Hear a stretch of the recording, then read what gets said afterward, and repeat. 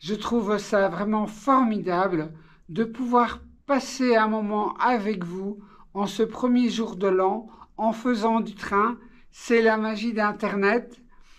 Aujourd'hui, regardez, j'ai commencé à poser les voies sur mon dépôt et c'est l'occasion de compléter le sujet du câblage des voies de garage du pont tournant. Bonjour et bienvenue sur Neutrinopolis, mon réseau ferroviaire intriqué à la complexité quantique. Nous allons donc aujourd'hui parler comment câbler les voies de garage du pont tournant. C'est l'épisode 4. Une première remarque, c'est que il y a une limitation à cette vidéo, c'est mon matériel, donc je suis en DCC. J'ai un pont tournant Fleischmann 6152C et pour contrôler le pont, j'ai un turn control 6915 également Fleischmann. Et donc si vous avez du matériel un peu différent, il faudra adapter cette vidéo à votre propre configuration, bien sûr. Résumé des épisodes précédents. Dans l'épisode 1, on a vu les critères pour mon achat futur. On a vu les différences entre le 6152 et le 6152C.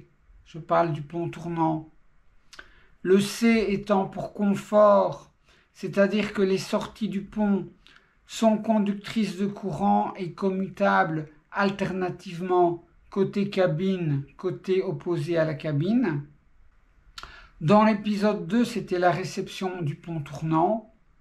Dans l'épisode 3, on a vu que probablement Fleischmann ne distribuait plus que des 6152C, puisque j'ai reçu mon pont tournant 6152C alors que j'avais demandé un 6152 et que je l'ai reçu dans la boîte d'un 6152. Et enfin, on a vu le choix de ma configuration, c'est-à-dire de câbler mes voies de garage, car bien sûr je suis en DCC, donc c'est intéressant de pouvoir faire fonctionner les locomotives, même les animations des locomotives. Il faut donc qu'il y ait tout le temps de l'électricité sur les voies. On a vu que j'allais gérer la ligne de polarité avec le turn control 6915 et que c'était très facile. Un bref rappel de la ligne de polarité. La ligne de polarité, c'est une ligne imaginaire qui coupe le pont tournant en deux. Il faut faire attention quand on la trace que les extrémités de cette ligne ne touchent pas des voies de garage. Et cette ligne de polarité, on l'a définie dans le turn control 6915. Ça sert à quoi? Eh bien, j'ai mon pont tournant avec comme repère la cabine du pont tournant. Je me déplace dans le sens des aiguilles d'une montre. Eh bien, quand la cabine passe de l'autre côté de la ligne de polarité, la polarité des deux rails du pont tournant s'inverse. Regardez. Voilà. J'ai mon rail DCC avec la phase et mon rail DCC avec le neutre qui se sont inversés. Cette inversion va persister tant que la cabine reste de l'autre côté de la ligne de polarité. Donc je continue mon tour dans le sens horaire. Et puis maintenant, je vais repasser de l'autre côté de la ligne de polarité et je vais donc retrouver la polarité que j'avais initialement sur mon pont tournant.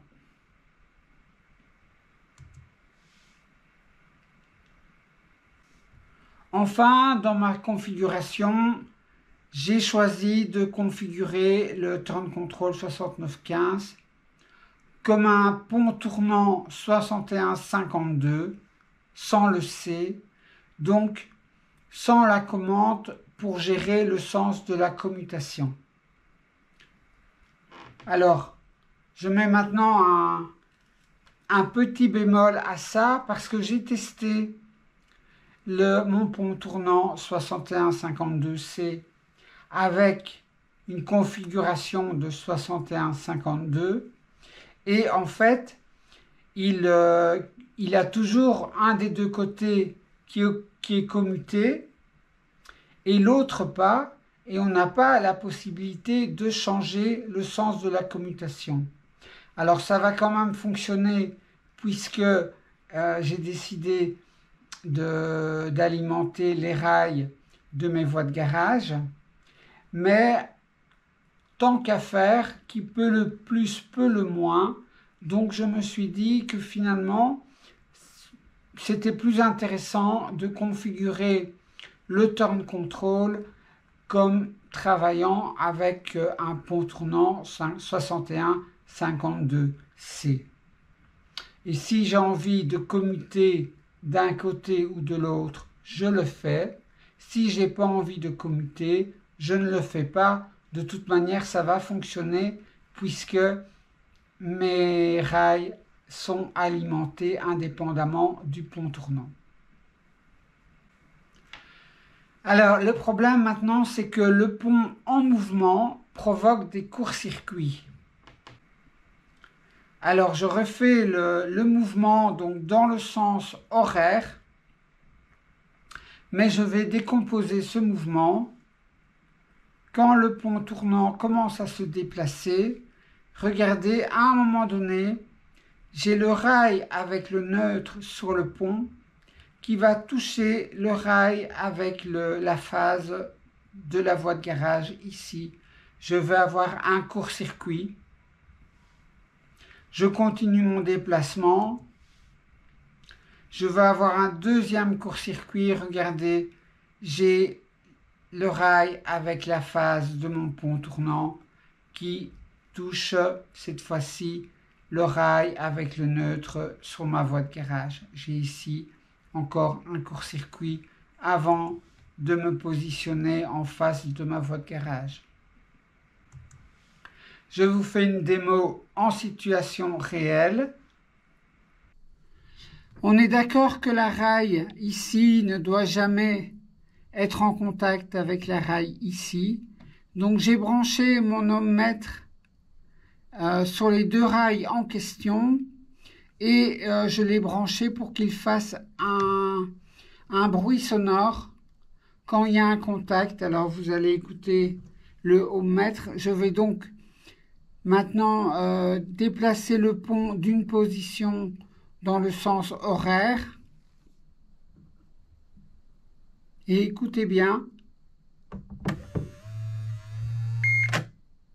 Voilà, on a entendu le contact qui se faisait, un contact franc d'ailleurs. Si je reviens maintenant à la position initiale du pont, écoutez bien. Voilà. Alors donc la solution 1, la première solution pour résoudre ce problème, c'est de mettre des éclisses isolantes à tous les rails d'accès du pont tournant. Donc on va se retrouver avec quelque chose comme ça.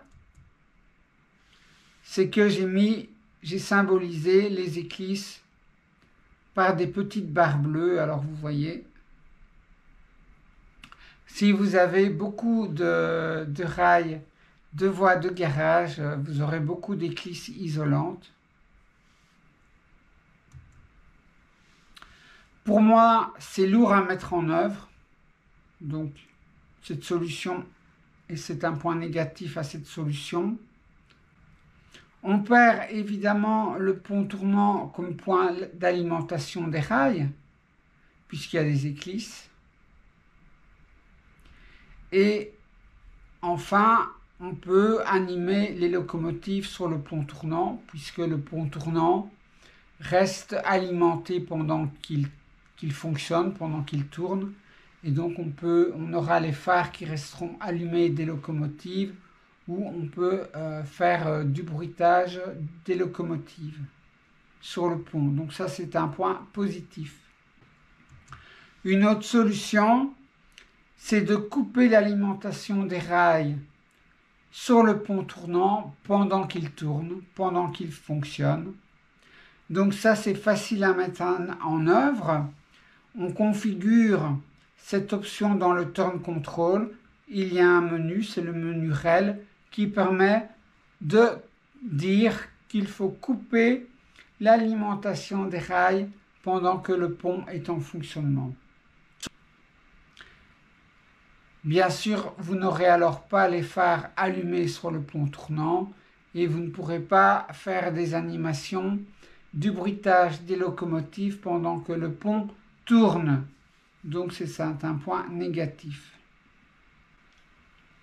Alors je pense que je vais adopter cette deuxième solution, c'est-à-dire que je ne vais pas mettre des clisses, mais je vais simplement couper l'alimentation des rails sur le pont tournant quand celui-ci est en fonctionnement pour éviter les courts-circuits. Voilà. C'est un choix entre mettre des éclisses isolantes. Donc j'en ai beaucoup à mettre puisque j'ai au total j'ai 14 voies. Donc j'ai 28 éclisses à mettre. 28 éclisses isolantes. Ça me paraît lourd, je préfère simplement configurer mon pont tournant avec le Turn Control en disant quand tu tournes, eh bien tu coupes l'alimentation sur les voies du pont tournant. Je termine par le sommaire de l'épisode 5 sur le pont tournant. On a donc le Turn Control 6915 qui permet d'être interfacé soit par le protocole Loconet, mais aussi par le protocole DCC. Et donc, nous verrons dans l'épisode 5 comment commander le pont tournant via l'ordinateur et via le protocole DCC. Donc, on aura la configuration suivante. C'est qu'on a bien sûr notre ordinateur qui est connecté à la Z21 via un câble RJ45 ou bien par Wi-Fi. On a notre Turn Control 6915 qui est connecté à la Z21 et qui reçoit le signal DCC de la Z21. Et enfin, on a un câble Fleischmann de cette broche qui est dédicacé au pont tournant et qui permet au Turn Control 6915 de commander la plaque tournante. C'est terminé pour aujourd'hui. Merci d'avoir voyagé avec moi sur les rails de la créativité. Je vous souhaite de tout mon cœur une super bonne année 2025, une excellente santé et puis surtout avoir beaucoup l'occasion de jouer au train. À très bientôt. Au revoir.